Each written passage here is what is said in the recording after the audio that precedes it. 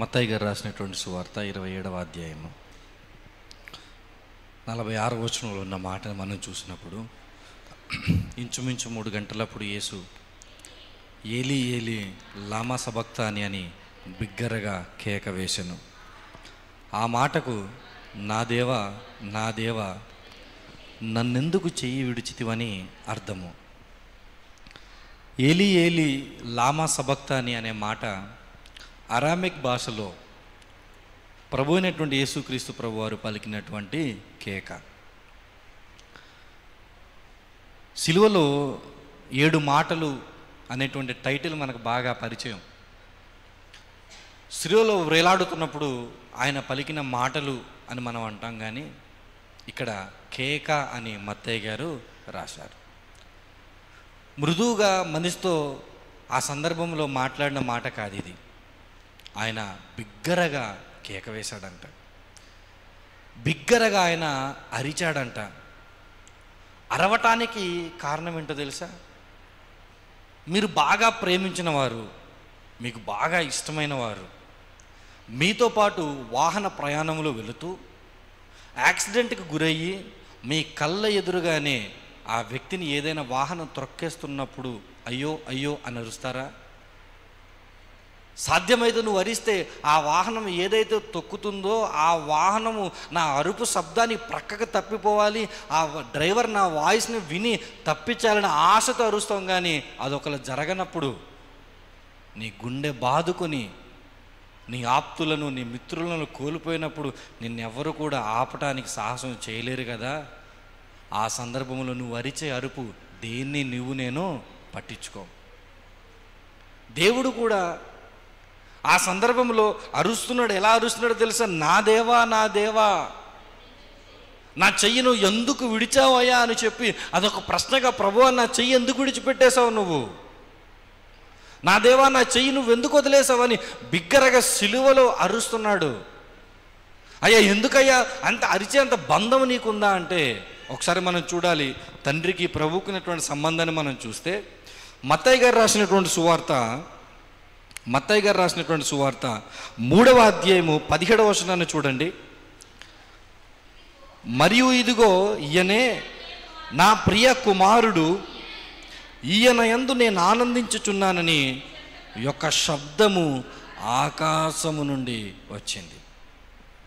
భూమి మీదకి యేసుక్రీస్తు ప్రభుల వారు వచ్చిన తర్వాత, బాప్టిజం తీసుకున్న తర్వాత ఆకాశము నుంచి ఒక స్వరము వినబడింది, ఆకాశము నుంచి ఒక శబ్దము వచ్చింది, ఆకాశము నుంచి ఒక మాట వచ్చింది. ఆ మాట ఏంటో తెలుసా? ఈయన ఎవరనుకుంటున్నారు? అయ్యనా ఎవరనుకుంటున్నారు?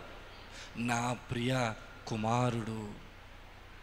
ఎంతటి ప్రేమ తండ్రి కలిగి ఉన్నారు అని అంటే, ఇదిగో మలాకి గ్రంథం ముగిసిన తర్వాత మలాకి నుంచి దాదాపుగా మత్తయి సువార్త ప్రసంగము లేదా మత్తయి సువార్త పుస్తకము ప్రారంభమై ఆ మధ్య పేజీలో దాదాపుగా 400 సంవత్సరాల కాలం గ్యాప్ ఉంది. అంటే మలాకితో దేవుడు మాట్లాడించిన తర్వాత దేవుడు డైరెక్ట్గా ప్రజలతో ఎక్కడ మాట్లాడినట్టుగా కూడా సందర్భాలు లేకుండా పోయాయి ఇశ్రాయేలుల చరిత్రలో. ఆ తర్వాత ఇదిగో బాప్తిసం ఇచ్చి యోహాను వచ్చాడు, ఆ తర్వాత యేసుక్రీస్తు ప్రభుల వారు వచ్చారు. యేసుక్రీస్తు ప్రభుల వారు ఉన్నట్టున్నటువంటి ఆ సందర్భంలో ఇదిగో ప్రజలందరూ ఆశ్చర్యపోయేటట్టుగా, విస్మయం చెందేటట్టుగా ఆకాశం నుంచి ఒక శబ్దం వచ్చింది. ఆ శబ్దంలో ఉన్న సందేశం ఏంటో తెలుసా? ఈయన ఎవరనుకుంటున్నారు తెలుసా? నాకిష్టమైన నా ప్రియ కుమారుడు, నాకిష్టమైన వ్యక్తి ఈయన. ఇదిగో తరతరాలుగా యుగయుగాలుగా ఈ భూమి ప్రారంభం నుంచి ఇదిగో పరలోకంలో మేము వసిస్తున్న ఈ కాలం అంతట్లో నేను ఇష్టపడే నా కుమారుడిని భూమి మీదకి పంపించాను. అయితే ఈయన వల్ల నాకు ఆనందం కలుగుతుంది ఈయన వల్ల. ఈయన నేను చాలా ఇష్టపడుతున్నాను. అయితే ఇంత ఆనందము పొందుతున్న ఈ వ్యక్తి ఇదిగో కొద్ది కాలం పాటు నన్ను విడిచిపెట్టి ఎక్కడికి వచ్చాడు తెలుసా? భూమి మీదకు వచ్చాడు.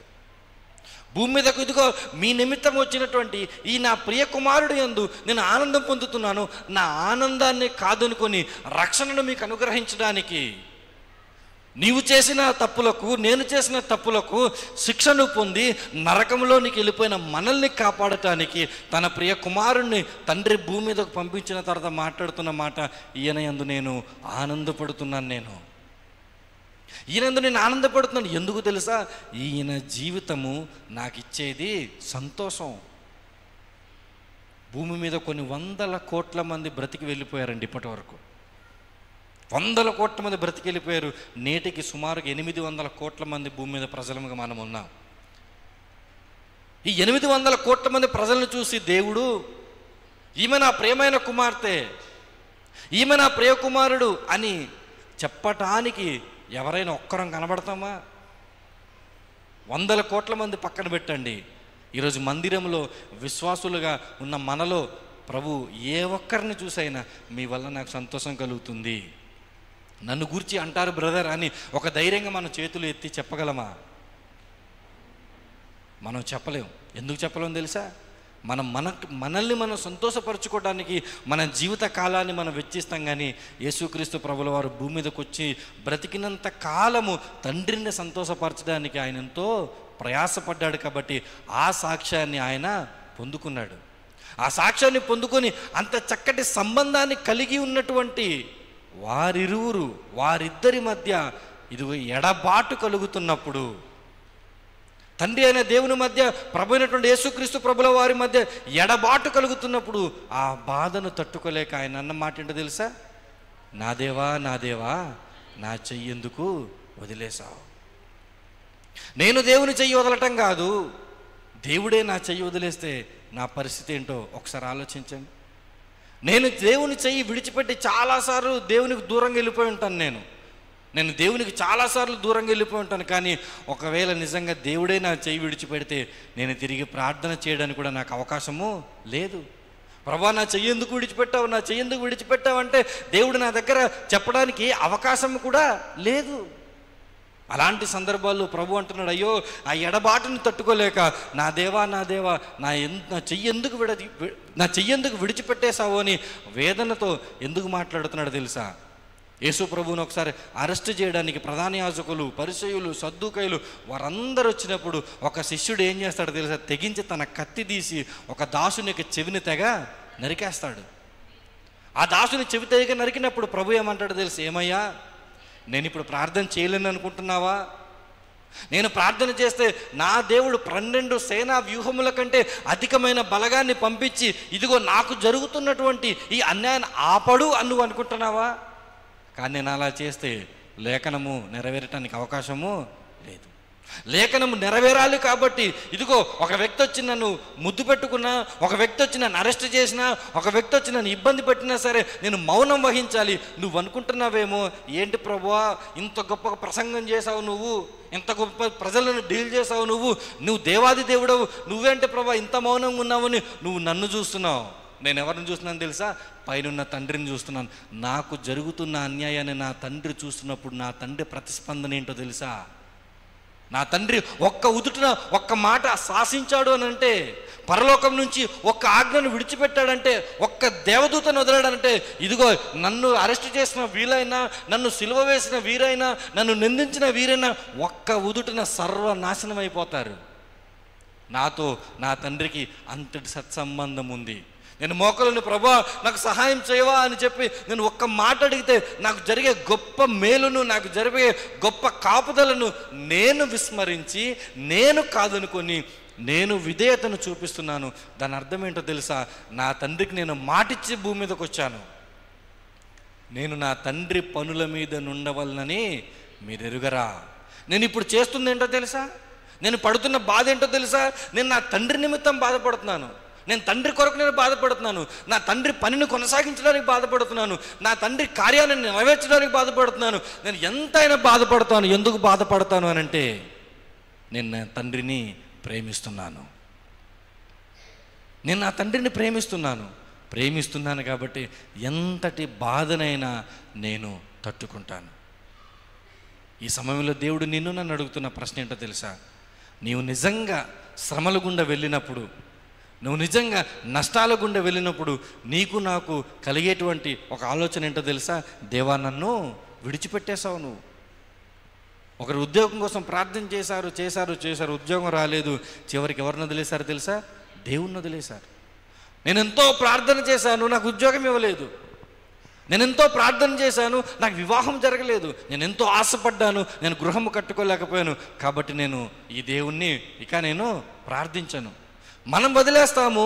కానీ ఇదిగో దేవుడే తన హస్తాన్ని విడిచినప్పుడు, తన చెయ్యిని విడిచినప్పుడు ఆ వేదనను తట్టుకోలేక ప్రభు అంటున్నాడు, ప్రభువా నా చెయ్యి నువ్వు ఎందుకు వదిలేసావు? ఈ వేదనకరమైనటువంటి స్థితిలోనికి నన్ను ఎందుకు తీసుకొచ్చావు ప్రభువా అని చెప్పి బిగ్గరగా కేక వేసినట్టుగా మనం ఇక్కడ చూస్తున్నాం. తండ్రితో ఆయనకున్న సత్సంబంధము ఇదిగో ఆ ఎడబాటును తట్టుకోలేకపోయినటువంటి పరిస్థితిని ప్రభు సిలువలో ఉండి పలికిన ఆ మాట మనకు నేర్పిస్తున్న ఒక ఆధ్యాత్మిక పాఠం ఏంటో తెలుసా? దేవుణ్ణి విడిచిపెట్టడానికి నువ్వు ఎంతగా వేదన చెందుతున్నావు. చాలా సులువుగా మనం ఏం చేస్తాం తెలుసా? సంఘాన్ని మానేస్తుంటాం. చాలా సులువుగా వాక్యాన్ని చదవటం మానేస్తాం. చాలా సులువుగా ప్రార్థనలు చేయటం మానేస్తాం. చాలా సులువుగా దేవుని సేవకులపైన నిందలు వేసేస్తాం. చాలా సులువుగా ఈ నోటికి ఏదొస్తే అది మనం మాట్లాడేస్తాం. మనం చాలా సులువైనటువంటి విధానంలో ప్రభువుని విడిచిపెట్టేస్తాం. కానీ కొద్ది నిమిషాల ఎడబాటును కూడా యేసయ్య తట్టుకోలేకుండా మనకు నేర్పిస్తున్న పాఠం ఏంటో తెలుసా? ఈ లోకంలో బ్రతుకుతున్నంత కాలము మీరు నేను తండ్రి చేతిని విడిచిపెట్టి ఏ రోజు కూడా మనం ముందుకు సాగకూడదు.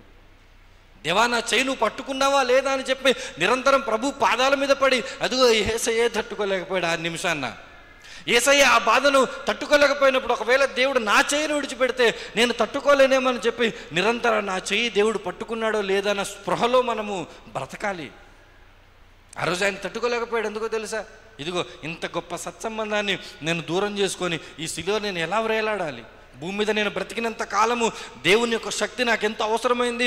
భూమి మీద బ్రతికినంత కాలము దేవుడు నాకు ఎంతో తోడుగా ఉన్నాడు. అటువంటి దేవుని ఈ నిమిషం పాటు ఎడబాటు చేయాలంటే నా వల్ల కాదయ్యా అని చెప్పి నా దేవా నా దేవా నా దేవా నా దేవా నన్నెందుకు నా చెయ్యి నువ్వు విడిచిపెట్టేశావు? మన ప్రార్థనలో ఉండాల్సినటువంటి విషయం ఏంటో తెలుసా? ప్రభువా ఏది ఏమైనా సరే ఈ లోకంలో నాకు ఆస్తులున్నా, ఆప్తులు పోయినా, అంతస్తులు ఉన్నా, అంతస్తులు పోయినా, ఏది పోయినా సరే ప్రభువా నువ్వు నాకు ఉండాలి. కీర్తనకారుడు ఆసాపు కీర్తన రాస్తూ అంటాడు, ప్రభువా నీవు తప్ప ఈ లోకంలో నాకు ఏది కూడా, ఆకాశమందు నీవు నాకుండగా ఈ లోకంలోది నాకు ఏది కూడా అక్కర లేదు, నాకు అవసరం లేదు. నాకు ఎవరు కావాలో తెలుసా ప్రభువా? నువ్వు కావాలి. ఒకరోజు భూమి మీద నుంచి మనం విడిచిపెట్టి వెళ్ళిపోయిన తర్వాత బంధువులు మనతో రారు, మన పేరు ప్రఖ్యాతలు రావు, ఆస్తి సంపదలు రావు, మనం సంపాదించుకున్న ఏది మనతో రాదు. మనకు మిగిలేదల్లా ఒకే ఒక్కటి గుర్తుపెట్టుకోండి, దేవునితో మనకున్న సంబంధం మాత్రమే. ఆ సంబంధాన్ని కొద్ది క్షణాల పాటు విడిచిపెట్టడానికి ప్రభువే ఇష్టపడినప్పుడు, దేవాది దేవుడు తన ప్రియ కుమారుడు ఆయనే ఇష్టపడినప్పుడు మనం ఇష్టపడాలా? ఆయనే తట్టుకోలేనప్పుడు మనం ఎందుకు తట్టుకోవాలి?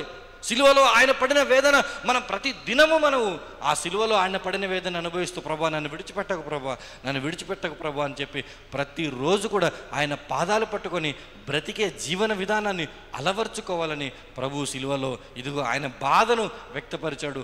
ఆ బాధలో నుంచి మనం ఒక బోధ నేర్చుకోవాలి. ఆ బోధ ఏంటో తెలుసా?